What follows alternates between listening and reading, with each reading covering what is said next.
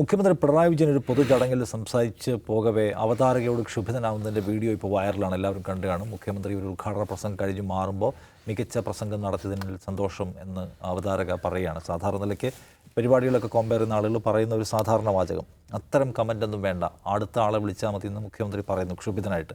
CM ഇതിന് മുമ്പ് ഇങ്ങനെ പല ആളുകളോട് ക്ഷുഭിതരാകുന്നത്, മൈക്ക് കേടാവുന്നതിന്, അധികം പ്രസംഗിച്ചതിന്, സമയം നീണ്ടുപോയതിന് ഒക്കെ അദ്ദേഹം ക്ഷുഭിതനാവുന്നത് നമ്മൾ കണ്ടിട്ടുണ്ട്.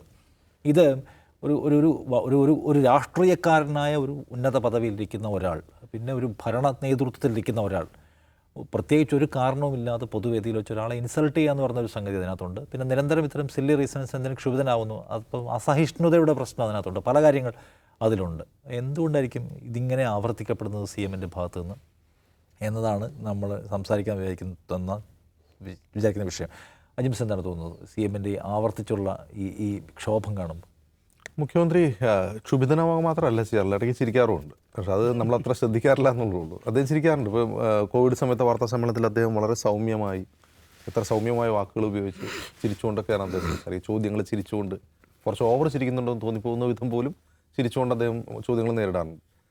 ഒന്ന് അദ്ദേഹത്തിൻ്റെ ഒരു സ്റ്റൈൽ അങ്ങനെയാണ്. കാരണം മാധ്യമങ്ങളോടാണ് അദ്ദേഹം വളരെ ക്ഷുഭിതനായിക്കൊണ്ടിരുന്നത്. ഇപ്പം അങ്ങനെയല്ല. അപ്പോൾ കണ്ണി കാണുന്നവരോടൊക്കെ ക്ഷുഭിതനാവുന്നു എന്നുള്ളൊരു പ്രശ്നം അദ്ദേഹത്തിനുണ്ട്. അപ്പോൾ കഴിഞ്ഞ ദിവസം സാംസ്കാരിക നായകരുമായിട്ടുള്ള മുഖാമുഖത്തിൽ ഷിബു ചക്രവർത്തി അദ്ദേഹം വലിയ രൂക്ഷമായ ഭാഷയിൽ വഴക്ക് പറഞ്ഞു. അതായത് നമ്മുടെ KR നാരായണൻ ഫിലിം ഇൻസ്റ്റിറ്റ്യൂട്ടിൻ്റെ അവസ്ഥ അത് കുറച്ചുകൂടി ഉയർന്ന നിലവാരത്തിൽ, അന്താരാഷ്ട്ര നിലവാരത്തിലേക്ക് ആക്കണം എന്നാണ് ഷിബു ചക്രവർത്തി മുഖ്യമന്ത്രിയോട് ആവശ്യപ്പെട്ടത്. അപ്പോൾ സാംസ്കാരിക നായകൻ എന്ന നിലയ്ക്കും ഗാനരചയിതാവും സിനിമാ പ്രവർത്തനം എന്ന നിലയ്ക്ക് ഒരു സിനിമാ പ്രവർത്തകൻ മുഖ്യമന്ത്രിയെ കാണുമ്പോൾ സിനിമയെ പറ്റിയാണല്ലോ പറയുക.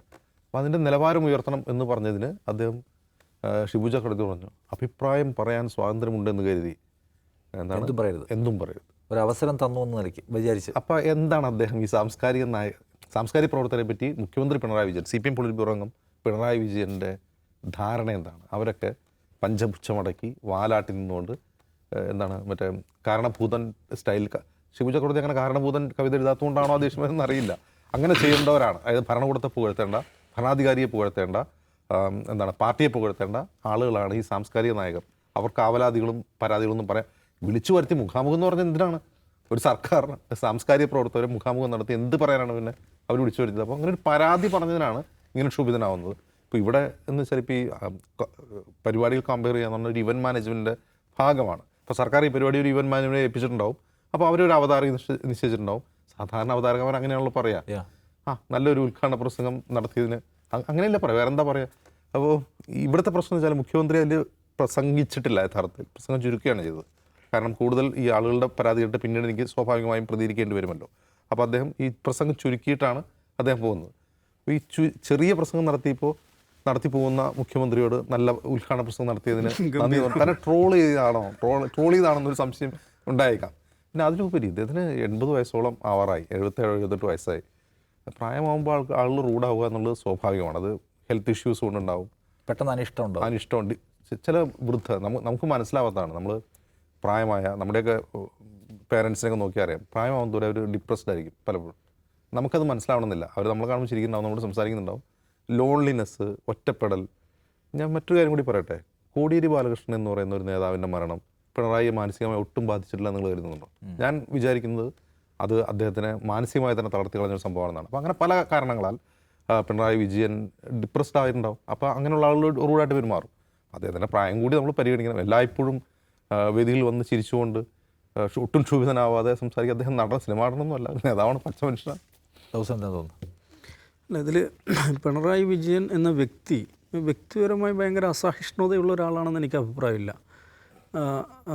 ഭയങ്കര സഹിഷ്ണുക്കളെ നമ്മൾ കാണുന്ന പല നേതാക്കളെക്കാളും സഹിഷ്ണുതയുള്ള, അപ്പോൾ അദ്ദേഹം മുഖ്യമന്ത്രിയായിരിക്കുകയും അല്ലാത്തപ്പോഴും അദ്ദേഹമായിട്ട് നേരിട്ട് സംസാരിക്കുവാൻ പലതവണ അവസരം ലഭിച്ചിട്ടുള്ള ഒരു ഇത് വെച്ച് ഞാൻ പറയും. അദ്ദേഹത്തിൻ്റെ ഏറ്റവും പ്രധാനപ്പെട്ട ഒരു ക്വാളിറ്റി, അദ്ദേഹം ഒരു ബെസ്റ്റ് ലിസണർ എന്ന് പറയാവുന്ന ഒരാൾ. നിസ്സംശയം പറയാൻ പറ്റും, നല്ലൊരു ലിസണറാണ്. നമ്മളൊരു കാര്യം പറയുമ്പോൾ അത് ശ്രദ്ധയോടെ കേട്ട് അതിന് മറുപടികൾ വളരെ ചുരുക്കി പറയും.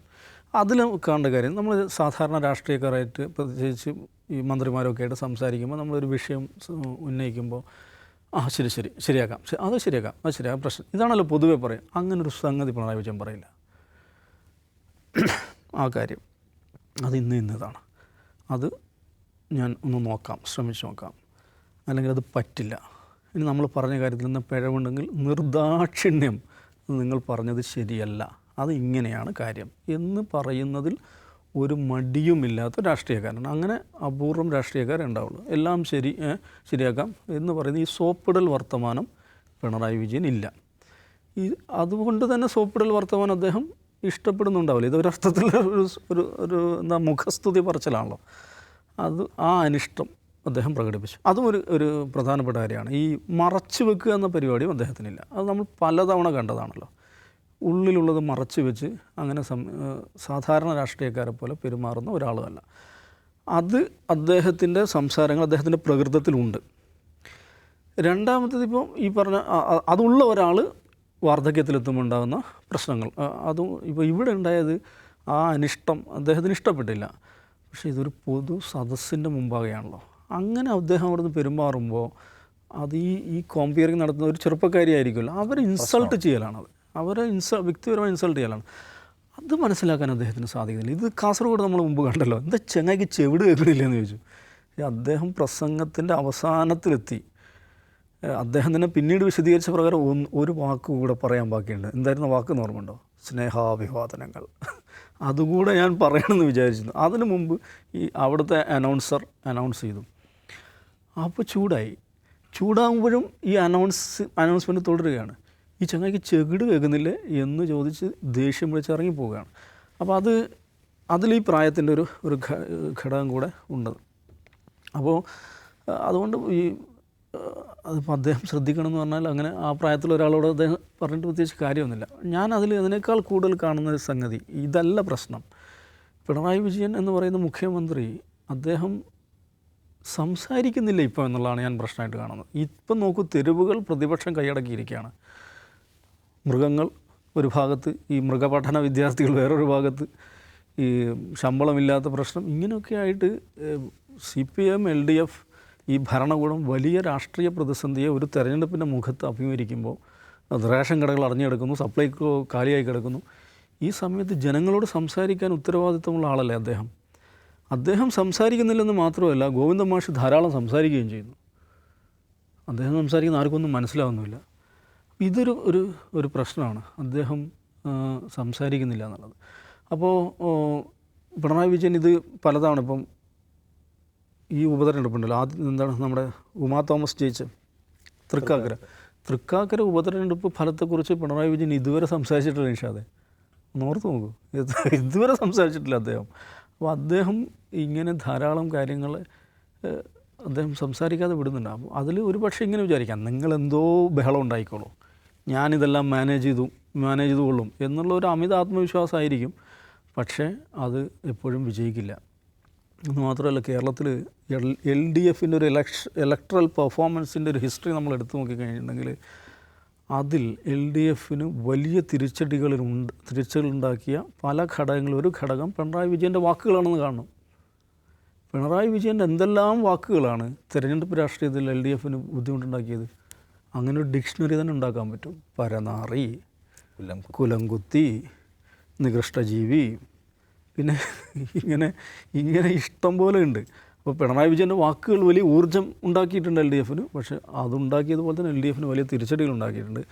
ഈ സമയത്ത് ക്യാപ്റ്റൻ സംസാരിക്കുന്നില്ല എന്നുള്ളത് LDFനും CPMനും വലിയ തിരിച്ചടി ഉണ്ടാക്കുന്ന കാര്യമാണ്. അത് അവർ ആലോചിക്കേണ്ടതാണ്. ജനങ്ങളോട് ശരിയാം വിധം സംസാരിക്കാൻ കഴിയുന്ന ഒരു നേതൃത്വം മുന്നോട്ട് വന്ന് കാര്യങ്ങൾ കൊണ്ടുപോകേണ്ട ഒരു സാഹചര്യമാണ്. യെസ്. എന്തായാലും പൊതു ഇടത്തിലൊരു മനുഷ്യൻ്റെ അന്തസ്സിന് ഈ അധികാര പദവി കൊണ്ട് മുറിവേൽപ്പിക്കുന്നത് എന്തായാലും അംഗീകരിക്കാൻ കഴിയുന്ന ഒരു സംഗതിയല്ല. ഒരു രാഷ്ട്രീയക്കാരിൽ നിന്ന്, നേതാവിൽ നിന്ന് പ്രത്യേകമായി നമ്മളത് പ്രതീക്ഷിക്കുന്നില്ല. നാളെ ഇരിക്കാം. നമസ്കാരം.